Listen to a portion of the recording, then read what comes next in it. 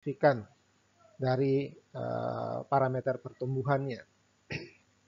Kemudian kita lihat perubahan terjadi melalui proses komunitas pertama merubah keadaan tanah dan iklim mikro.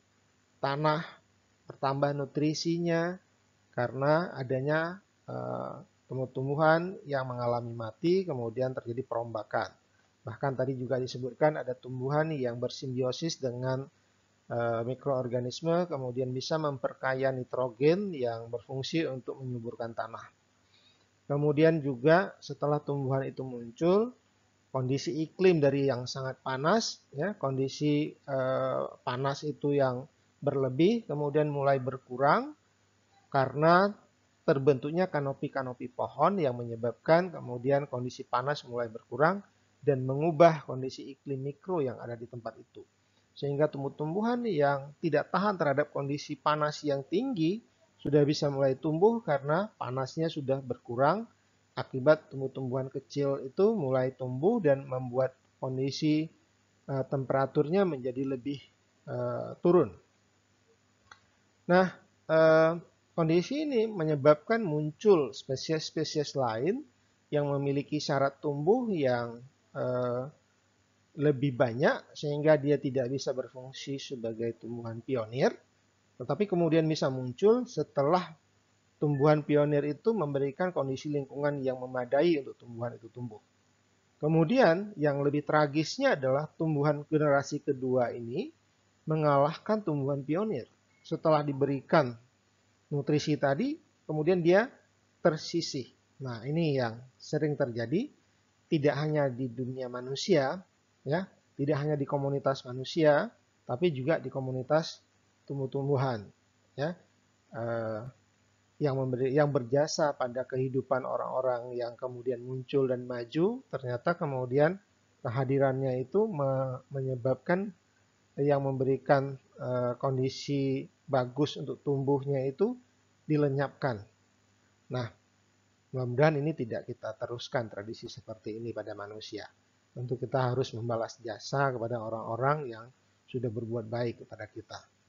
Nah, kalau tumbuh-tumbuhan mungkin apakah ada proses balas jasa seperti itu menjadi tanda tanya bagi kita bersama untuk mengobservasinya sehingga muncul penelitian-penelitian apakah tumbuhan bisa berbalas jasa atau tidak. Dan kemudian muncul generasi tumbuhan berikutnya atau generasi ketiga. Nah, kita lihat tadi tumbuhan setelah muncul tumbuhan alder sebagai generasi kedua, baru muncul tumbuhan cemara dan tumbuh-tumbuhan berdaun lebar yang lainnya. Nah, sampai seterusnya mencapai tahap klimaks. Tahap kondisi lingkungan keanekaragamannya sudah semakin baik. Jumlah jenis yang hadir sudah semakin baik. Masa tumbuh sudah semakin lama, ya, masa hidupnya semakin lama. Ukuran tumbuhannya semakin besar. Kemudian sampai mencapai puncak pertumbuhannya. Nah, dalam proses suksesi ini, pergantian generasi ini terjadi berbagai macam perubahan komunitas. Komunitas biotik, ya, struktur tumbuhan, ya, kemudian fisiognomi tumbuhan. Demikian juga dengan hewan. Tentu kondisi lingkungan yang buruk menyediakan tempat hidup bagi hewan yang buruk. Kondisi tumbuhan yang tinggi keanekaragamannya menyediakan habitat yang sangat layak untuk hewan hidup di sana. Kemudian juga peran mikroba. Mikroba punya peran yang sangat penting di dalam komunitas hutan, terutama untuk fertilisasi, untuk menyuburkan tanah. Sehingga secara bertahap terjadi perubahan tersebut dari periode waktu ke periode waktu yang menyebabkan terjadinya perubahan generasi dari satu kondisi ke kondisi yang lain. Itu yang kemudian kita kenal sebagai suksesi. Arahnya kalau pada tumbuhan kita lihat menjadi lebih baik, ya, dari tumbuhan pionir menjadi tumbuhan yang klimaks, menjadi lebih baik. Sepatutnya suksesi di pemerintahan juga mencontoh kepada suksesi yang terjadi di komunitas hutan, di mana suksesi itu semakin memperbaiki kondisi yang semula masih belum sempurna menjadi kondisi mencapai klimaks, di mana mencerminkan hutan itu sangat baik kondisinya dan sangat mencerminkan tingkat kemakmuran. Nah, kalau kita tadi bicara suksesi yang disebabkan oleh alam, nah sekarang bisa saja disebabkan oleh manusia, ya. Contohnya kebakaran. Walaupun kebakaran itu juga bisa terjadi dengan proses alamiah. Misalnya di rawa gambut, ya, di rawa gambut itu tersimpan metana di lapisan tanah atas dan dia sangat mudah menyebabkan terjadinya api apabila ada pemicunya, apalagi ada pemicu yang disebabkan oleh manusia, misalnya membuang puntung rokok atau sumber api lainnya. Ini sangat mudah. Jadi kebakaran bisa saja disebabkan oleh kejadian alam, bisa juga disebabkan oleh manusia. Tapi umumnya lebih besar disebabkan oleh manusia. Nah, ini biasanya tidak menyebabkan hilangnya seluruh vegetasi. Tetapi di daerah yang terbakar itu saja yang mengalami pemusnahan atau hilangnya vegetasi. Tetapi di lingkungan sekitarnya masih ada pohon-pohon yang tersisa sehingga kondisi iklimnya tidak begitu berubah. Kondisi iklim mikronya tidak begitu berubah. Nah, kita lihat proses suksesi ini juga lebih kurang sama. Ya, setelah terjadi kebakaran, baru kemudian muncul tumbuh-tumbuhan baru. Nah, di hutan-hutan pinus di daerah-daerah Australia misalnya, pada masa-masa waktu tertentu dia memang setiap tahun mengalami kebakaran, atau California misalnya. Kalau Anda nonton TV itu setiap tahun terjadi kebakaran. Itu umumnya terjadi secara alamiah karena peningkatan panas. Kemudian hutan-hutan pinus itu memiliki tumbuhan yang mengandung resin yang sangat mudah terbakar. Mungkin kalau kita di daerah Gaya Luas, atau kita juga sering melihat bahwa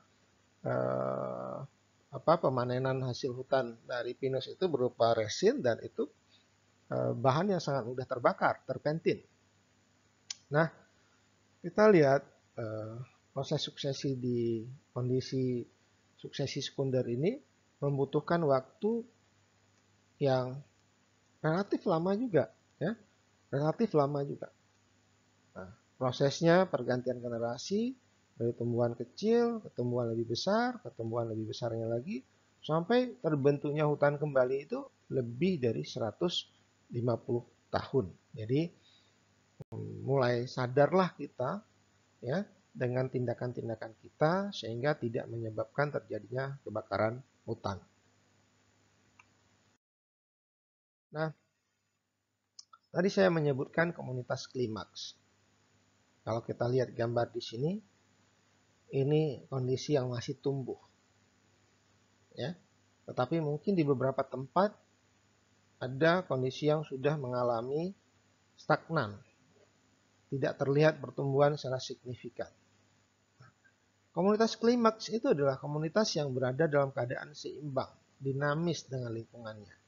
Nah, itu yang menyebabkan dia terlihat sudah mantap, sudah seolah-olah tidak mengalami pertumbuhan lagi, sudah stabil. Jadi, klimaks adalah jenis yang berhasil beradaptasi dengan habitatnya sehingga menjadi dominan. Nah, kondisi itu yang menyebabkan dia itu stabil karena sudah sangat bagus proses adaptasi dengan kondisi lingkungannya. Nah, kemudian kita coba lihat, walaupun tadi sudah dibahas penyebab suksesi, ya secara umum kita bagi ke beberapa kategori. Yang pertama, ya, disebabkan oleh iklim. Pemicu utama adalah kekeringan.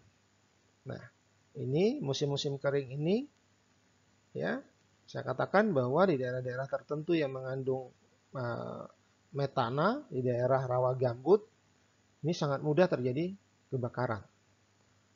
Nah, kemudian faktor iklim juga radiasi yang kuat, fluktuasi kondisi iklim yang tidak konsisten.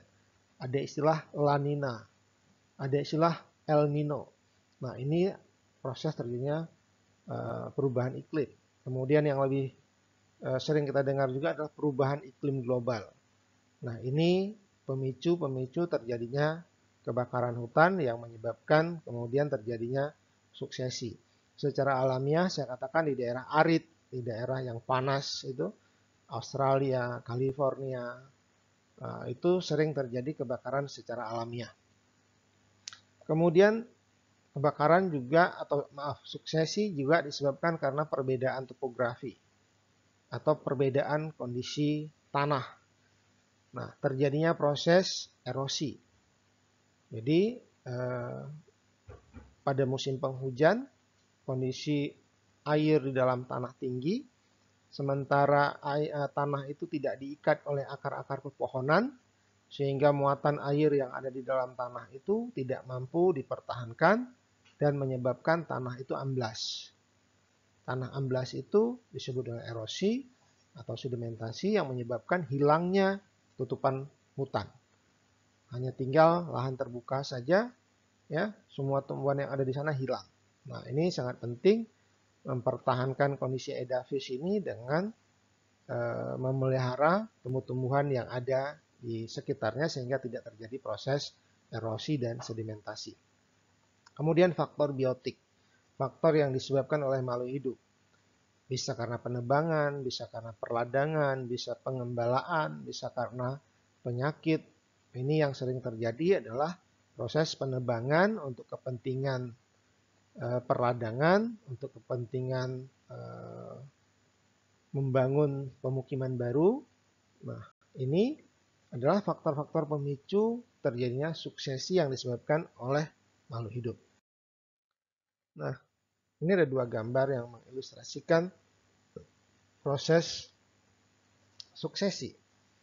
Ya, proses suksesi kita lihat ini berdasarkan topografi bahwa proses suksesi itu lebih cenderung terjadi di daerah yang topografinya rendah, yang banyak didiami oleh manusia.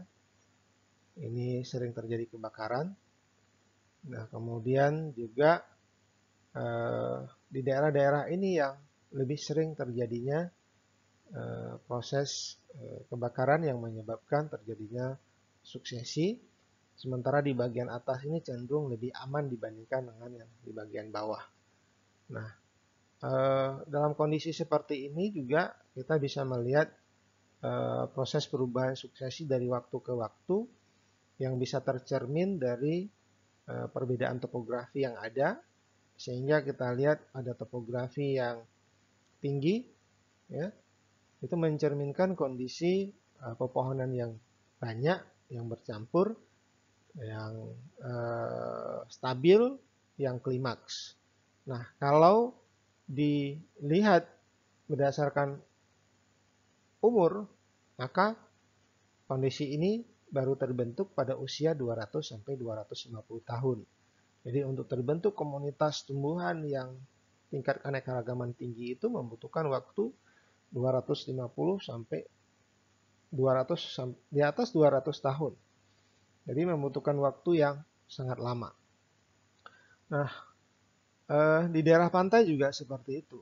Kita bisa melihat terjadinya perubahan kondisi vegetasi dari daerah yang terendam ke daratan, tetapi ini menunjukkan proses perubahan vegetasi yang disebabkan oleh perubahan kondisi lingkungan, yang disebabkan oleh kondisi tanah, oleh kondisi salinitas, oleh kondisi hara.